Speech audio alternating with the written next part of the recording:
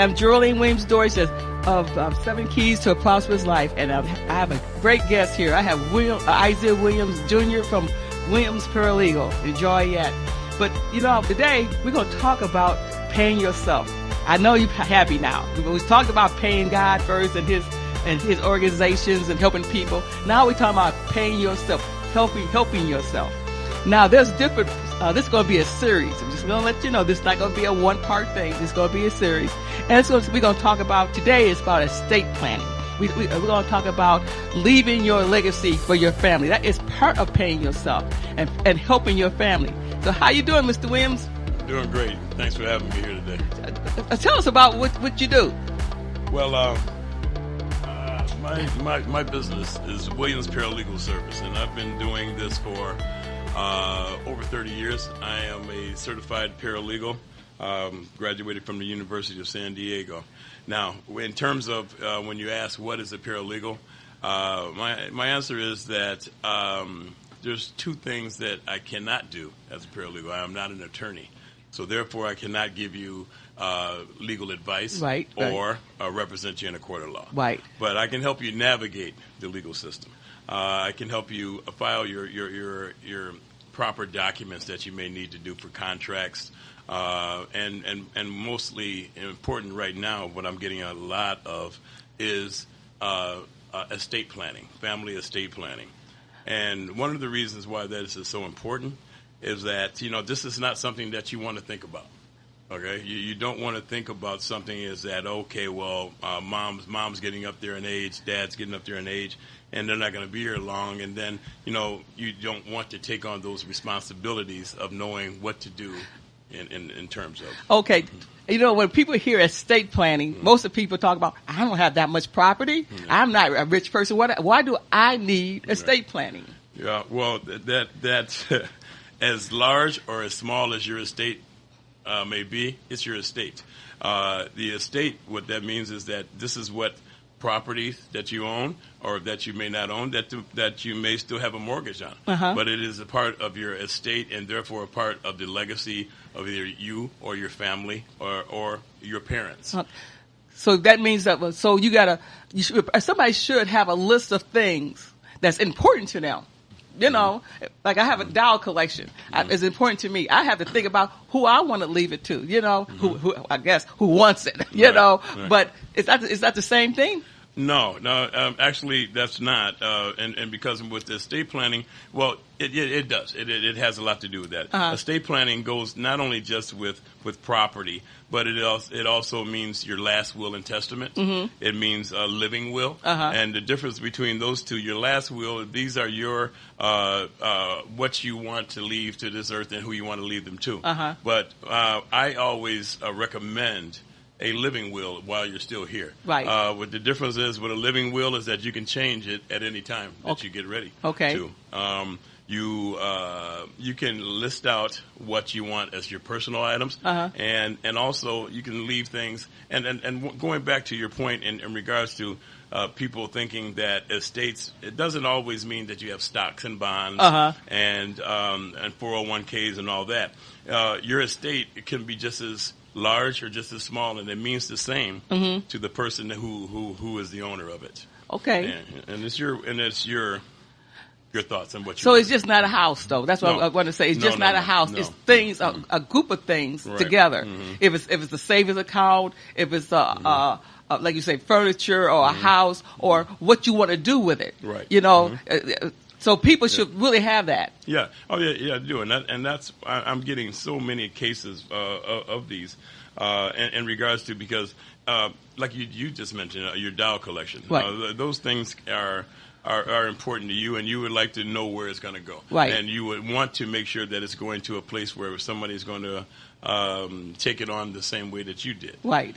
So, and that's why the living will is so important to right now in regards to, because your living will at one point become your last will and testament, but like I said, it's a working living document.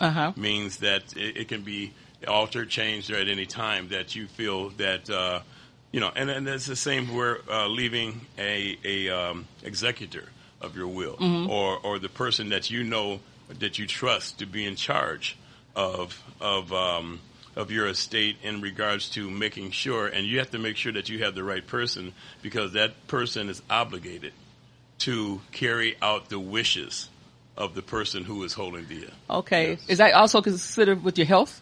Oh yes, definitely. There is, and that goes along with part of the estate planning is the power of attorney. There is two kinds of power of attorneys. There's a durable power of attorney, and what that is that person, you're giving that person the responsibility of handling your business affairs. And then there's a medical, the medical portion of the power of attorney.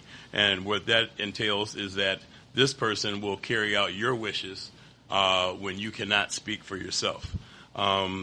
There's one portion where a lot of people want to make sure that they don't linger on.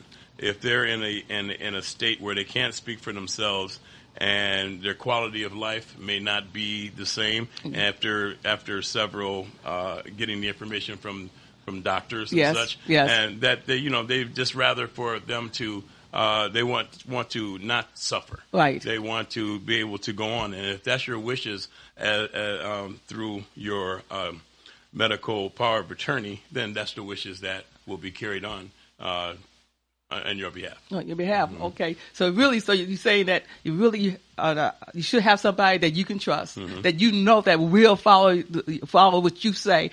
If that's a lawyer or your daughter or anybody, a pastor or anything, anybody. Right. A state is small or large, but you're telling someone what you want to do with that estate. Also, about keeping your houses. I hear, that on radio station once in a while about attorneys, about people have wives that's passed away, and there's a house, the husband's name is not on it, and there's no way he could do anything with that house because she didn't leave anything, to say that this house goes to my husband, at which the house is paid off, so the bank can't come in and foreclose on it or anything, Well, you hear about this a lot more than you think, and I get it in my office all the time in regards to if an estate plan is not executed and not clearly out there, that's when your estate goes into what's called probate. Okay. And once it goes into probate,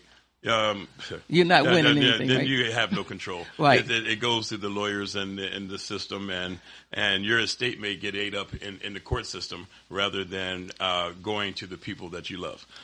So you hear of a lot of times where people, their family member passes away, and then the apparent heir continues to live in the house, even pay the bills and continue to pay the mortgage or whatever the case may be. Keep the house up and everything. Keep the house up and everything. But if that person ever decides to sell or transfer the property, they don't have any legal grounds to be able to hold that, and that's a shame.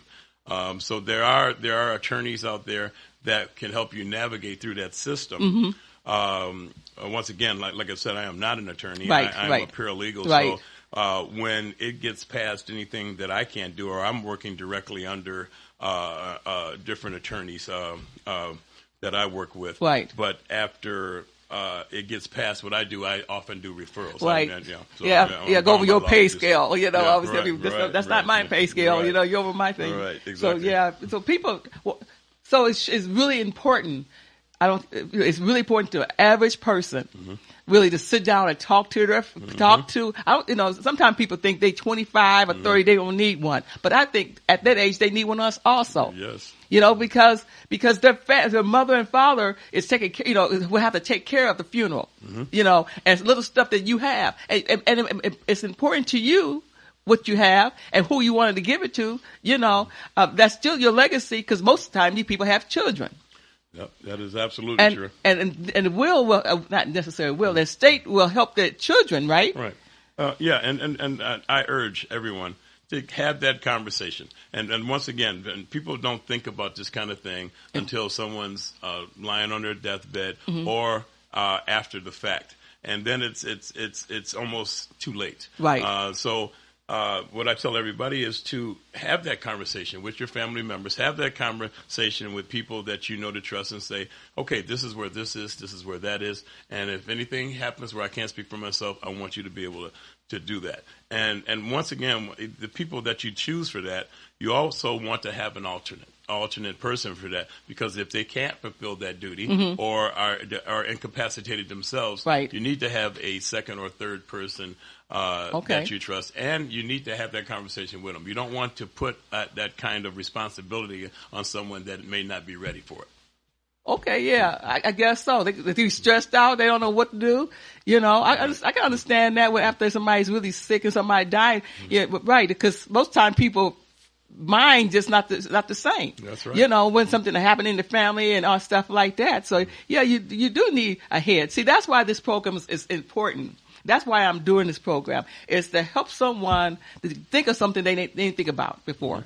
You know, like I said, this is about paying yourself now. Now, paying yourself is part, insurance is part of it, will is part of it, estate planning is part of it. You know, what you do with your money is part of it. But this part here is really important. You know, I always tell people insurance. You know, you should have insurance. You should have, that's just not insurance on yourself, but also insurance if something happened to you, disability insurance. That's part of a plan of paying yourself. Right. You know, that's why I'm so glad that you're here, Isiah. You know, it's a blessing to hear things that you don't know. It's a blessing that somebody can remind you. But tell me, how often should you upgrade your estate planning? Well, if it's 1 year, 2 years, 5 years? Yeah, it really depends. It really depends on the estate, and it really depends on you know, a lot of people that I do this job for, and I work with a lot of different attorneys and organizations like LegalZoom, and a lot of those are, when you work through my office, all the documentation and the paperwork stays there. So and it's in the cloud, and it's with the attorneys that I work with. So therefore, you can just give me a call at any time and say, "Hey, I need to make a change. I need to make a change. I need to upgrade, or I need a copy of this." And it stays within our office, and it stays. And we're ready at a moment's notice. But at the same time, there's no rule of thumb about how often. But you need to, maybe if it's been over 5 years, 10 years, and things have changed, right, you need to reevaluate it, and then make the necessary changes. Some of the and what if someone that you Don as your executor of your will, and that person passes 2 years after you start this, right? Then those are the type of things that you need to have someone that you trust and know to go and make those changes. Right, make the changes. Yeah, plus maybe you got divorced, you know, or maybe you got married, or maybe you have another child that you didn't think, you know, you didn't put in there. Right. So you really should, whatever changes that came in your life, you, like I said, marriage, or child, or divorce, or death or something of a spouse, and you got remarried to somebody else, you know, yeah, it's time to make a change. It's time to say, oh, wait a minute, I got to make changes here, you know, because, you know, your income changed. Right. And that's a big part of it. That's why the living will is so important, because it's a moving, working document. And along with that, you know, the company I work with, LegalZoom, you can actually, it's not as expensive as people would think. Oh, I was going to ask you about the price. It's not as expensive as you think, because, you know, along with the bundle, the more, say you get that along with your durable power of attorney and your medical power of attorney, and then the price goes down, because now you have 3 different entities, right? And everything's legal, signed, and documented throughout. So it's so necessary. It's necessary, but it's not hard, is it? It's not hard. It's not. You know, people think it's complicated. No, it is, because you want to put that in your mind that, oh my gosh, you know, estates. You think about mansions and things like that. Yes. But you know what? Your little house on the hill is your estate. That's right. It is your castle. That's right. You're king and queen of your castle there. Right. Exactly. And you should treat it good. And you should treat it that way. And then you want to make sure that your wishes of all the time that you spent here while the good Lord had you here on this earth before you get the reward of being up there in the kingdom. Right. That, you say you can't take it with you, and that is a known fact. Right. I don't know anybody that came back that told me anything different. So, with that being said, I wholeheartedly believe, and I made a career out of this in regards to making sure that that these things are taken care of, and as you know, we went through in our family, where there's property that is known as heir property, and that's where and that's where the whole family has equal amount of being a part of that. What happens to that property? Right. So at the same time is that if anything happens that you want to sell it or something, you need to contact every person in the family. Right. Which I embarked on, which was a chore. 3 years. So it's better to have a will than just to have the courts decide what happens to all your lifelong work and your property. Right.